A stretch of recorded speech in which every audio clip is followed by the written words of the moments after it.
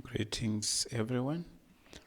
In these presentations, I'm going to look at some of the physical significance,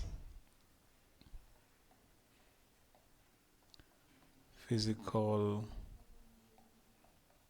significance of entropy. So this is what is going to form part of my presentation here. We know that entropy is a measure of disorder or randomness of a system. So that is what entropy is all about, measure of disorder of a system. So the entropy of a system increases if it goes from less orderly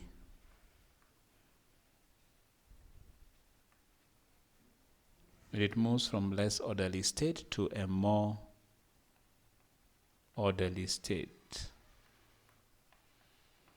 So in this case, we say the entropy increases. So this concept of entropy has led to the conclusion that all substances in their normal crystalline state at absolute zero. So when you look at the crystalline state at absolute zero temperature will be the most ordered. So at absolute zero, we expect the crystals to be the most ordered with an entropy value of 0. So what we mean is that at this point, there is no motion. At this point, there is no motion. And so in case of a perfect crystal, when you're looking at in case of a perfect crystal, the entropy is equal to 0. And this is what the third law of thermodynamics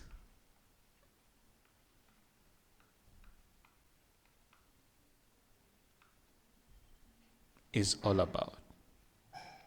So we want to look at the various entropy changes for an ideal gas. So we want to look at entropy change for an ideal gas. So we know that since it is a state function,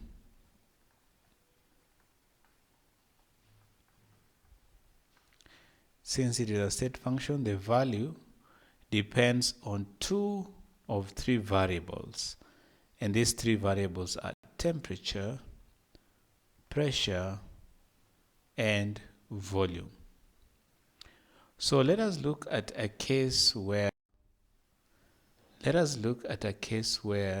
the first case will be T and V as variables. T and V as variables. So the first thing we need to do is consider N moles of an ideal gas. It occupies a volume V, pressure P, and temperature T. Okay? So if these systems absorbs heat, if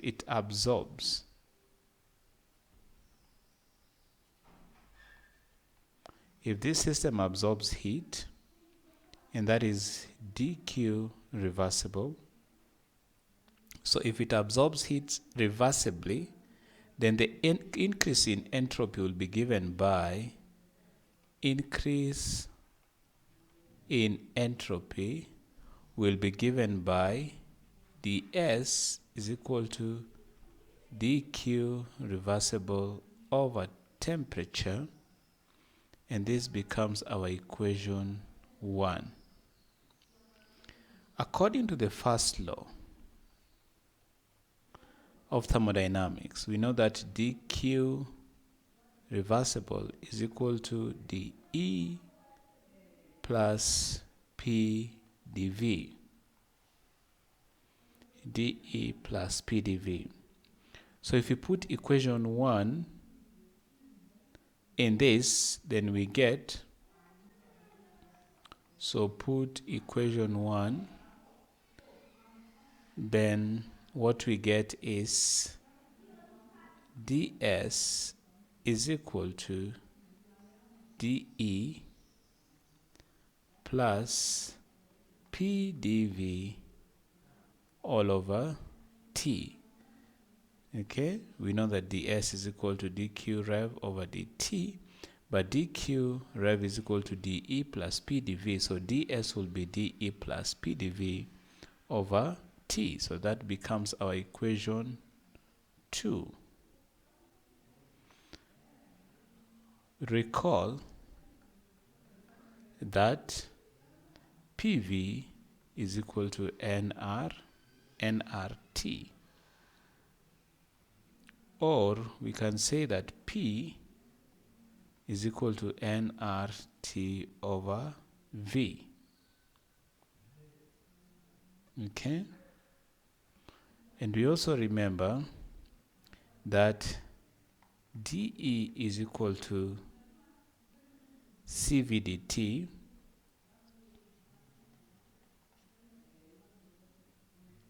dE is equal to CV dt or N CV dt, but for 1 mole, it will therefore imply that we have CV being equal to dE over dt. CV is equal to dE over dt. And we know that CV is the molar heat capacity at constant volume.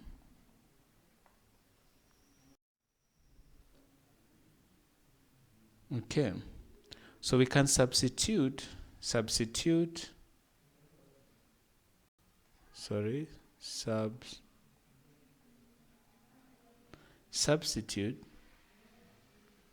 this value in equation 2.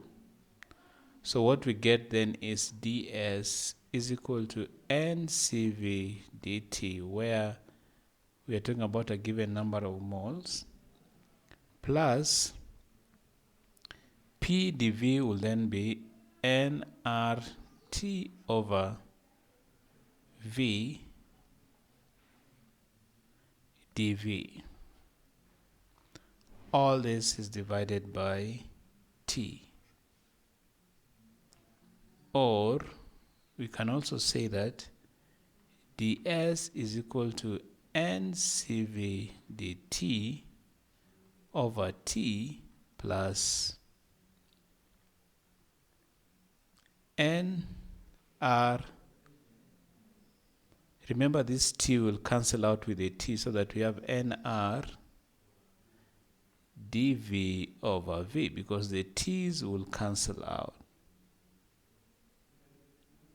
Okay, so we then integrate between S1, S2, between T1, T2, and between V1, V2. And so we get that we have the integral of S1 to S2 ds is equal to, we have from T1 to T2 and CV dt over t plus we have from v1, v2, it will be nr dv over v. And so, or we can also have the change in s here will be s2 minus s1, so it will be delta s, which is the same as s2 minus s1. It will be equal to ncv is constant, so ncv, then we have natural log of t2 over t1 plus the nr is also constant, so we have nr natural log of v2 over v1. Okay, so this becomes our equation number 3. In terms of log, we can have it as delta S is equal to 2.303 NCV log T2 over T1 plus 2.303 NR log of V2 over V1. So this becomes our equation number 4. But if it is 1 mole, then you know that the N will go. So that is when we have T and V as variables. Let us look at a case where P and T as variables. P and T as variables. So from our gas laws, we have that P1 V1 over T1 is equal to P2 V2 over T2. So we can have V2 over V1. If we rewrite it in that format, it will be P1 T2 over P2 T1 by basically cross multiplying this. So if we substitute this in equation number 3, if we substitute in equation number 3 and we have it here, so substitute in equation 3, we have it as delta S is equal to NCV natural log of T2 over T1 plus NR natural log of P1 T2 over P2 T1. This will be equal to NCV natural log of T2 over T1 plus, we can expand this because we are multiplying everything here, so that we have NR ln P1 over P2 plus NR ln over T2 over T1. Okay, so we see some similarity there. This and this, they're similar. And so we have N into CV plus R natural log of T2 over T1 plus NR natural log of P1 over P2. But recall that CP is equal to CV plus R. And so CV plus R is equal to CP. Okay? So what that therefore means is that the whole of this can be replaced so that we have NCP natural log of T2 over T1 plus NR natural log of P1 over P2. So we can write in terms of log and be able to get the expression for this case where P and T are the variables. Okay. So if we have constant, so let's look at two cases. At constant pressure, that is isobaric process. At constant pressure, we know that P1 will be equal to P2, and so that is basically log of 1. So all this will change. Okay? If the pressure is left constant, then we will have a case where we have delta SP is equal to N CP ln of T2 over T1. Okay? At constant temperature, isothermal. At isothermal, T1 equals to T2, and therefore delta S at constant temperature will be NR natural log of P1 over P2. Okay? That we can be able to have that, or it can also be delta S is NR natural log of V2 over V1. So that is at constant temperature. We have at constant pressure. At constant volume,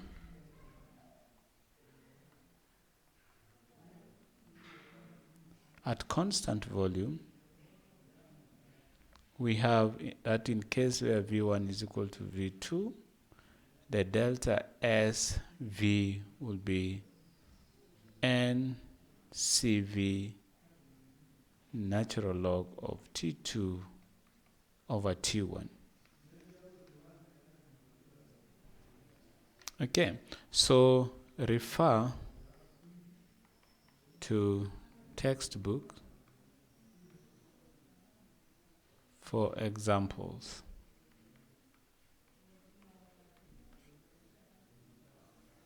The other part that we look at is entropy change accompanying change of phase.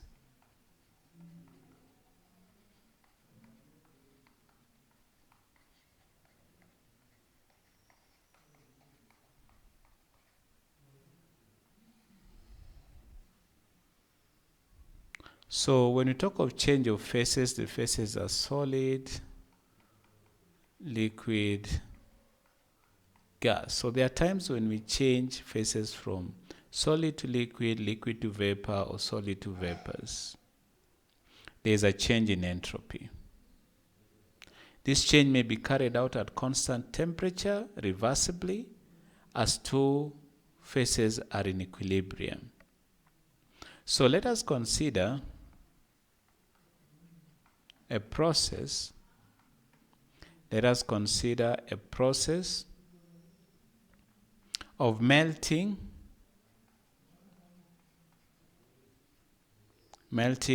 1 mole of a substance being carried out reversibly. So this will absorb molar heat of fusion at temperature equal to melting point. And so the entropy change delta S fusion will be equal to delta H enthalpy of fusion over temperature of fusion, where delta H is the molar heat of fusion. This is molar heat of fusion, okay, at TF, temperature of fusion, but it occurs at constant pressure. So in the same effect, when we have in terms of vaporization, if you're looking at vaporization, then we talk of delta S vaporization being equal to delta HV over T, which is the boiling temperature, and still at constant pressure. So we can have an expression just to describe the transition series or the transition process, where we have delta S transition being equal to delta H transition over T transition. So once again, refer to textbook for examples.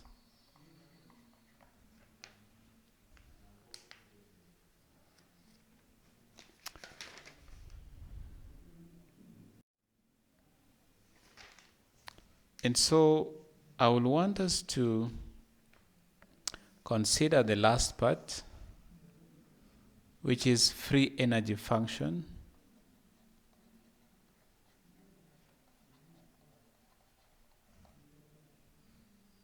Given by G and work function given by A.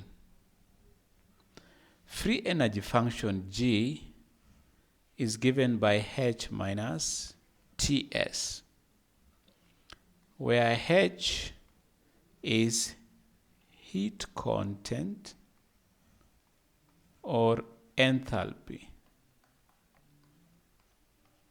of a system. T is temperature. S is entropy. So if we look at the changes that occurs in a system where we have G2 going to G1, then we see there's a change there. It can be equal to H2 minus H1, there's a change there, minus T into S2 minus S1. And so we have delta G to be equal to delta H minus T delta S. Okay? We also know that delta H is equal to delta E plus P delta V. So delta G will be equal to delta E plus P delta V minus T delta S. But also, delta A is equal to delta E minus T delta S. And so delta G can also be written as delta A plus P delta V. But we know that P delta V represents work done due to expansion against a constant external pressure P. Therefore, it is clear that the decrease in free energy that accompanies a process taking place at constant temperature and pressure is equal to the maximum work obtainable from the system other than the work of expansion. And so this quantity is referred to as the net work. The net work, which is equal to W minus P, W minus P delta V, and this is equal to minus delta G. This quantity is of great importance in thermodynamics because the change in free energy is a measure of net work, which may be electrical, it may be chemical, or it can also be surface work.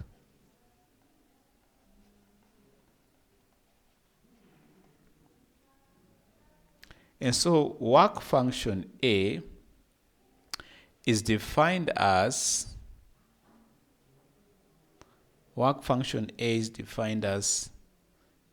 A is equal to E minus Ts, where E is the energy content of the system, that's here, T is the absolute temperature, and S is entropy. And since E, T, and S depend upon the thermodynamic state of the system only, and not on the previous history or where it began, you basically look at as things are, it is evident that the function A is also a single valued function of the state of the system. So we can have various considerations, variation of free energy with temperature and pressure, and even isothermal change in free energy. We can all have that. But for today, we will stop at this point, and I hope you can be able to follow the presentation. Thank you.